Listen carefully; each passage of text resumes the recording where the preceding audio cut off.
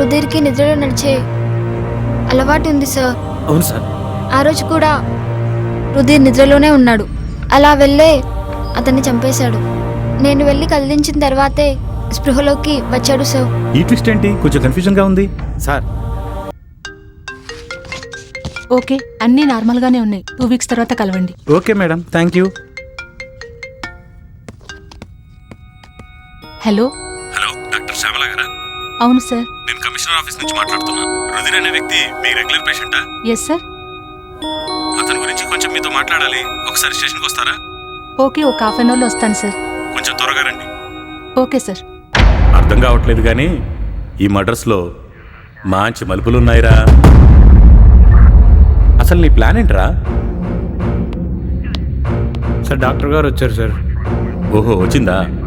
లోపల తీసుకునిరా. Okay sir. అలాగే ఒక చైర్ కూడా తీసుకుని పంపించు. Okay sir. Hi sir. Hi.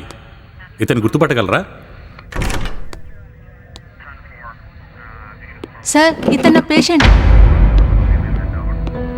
Sir, ఇతను పేషెంట్. ఇలా ట్రీట్ చేశారేంటి? డాక్టర్, మా ట్రీట్మెంట్ మీ ట్రీట్మెంట్ లాగా కూల్గా ఉండదు, ఇలా హార్డ్గానే ఉంటుంది. ముందు కూర్చోండి. డాక్టర్, ఇతనికి ఎప్పటి నుంచి ట్రీట్మెంట్ చేస్తున్నారు? 5 ఇయర్స్ నుండి. ఓకే, అతని మెంటల్ కండిషన్ ఏంటి? సార్, తనకు నిద్రలో నడిచే అలవాటు ఉంది సార్. ఓకే, అప్పుడు అతని ప్రవర్తన ఎలా ఉంటుంది? నిద్రావన స్థితిలో ఎలా ఉంటుందో అలానే ఉంటుంది సార్.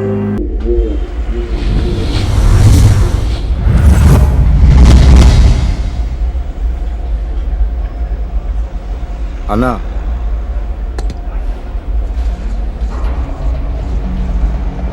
రేయ్, ఈ జరుగుతున్నవన్నీ చూస్తుంటే కొడుకులు పెద్ద డ్రామానే ప్లే చేస్తున్నారా? మధ్యలో ఆ ఏసీపీ గాడు నన్ను పిచ్చోడిని చేశాడ్రా. అవునన్నా. రేయ్, అందరూ వినండి.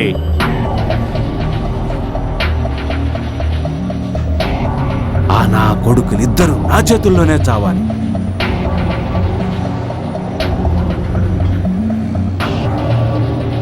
రేయ్, అన్నా, మీరెళ్ళి హాస్పిటల్లో నా కొడుకుని తీసుకురండిరా.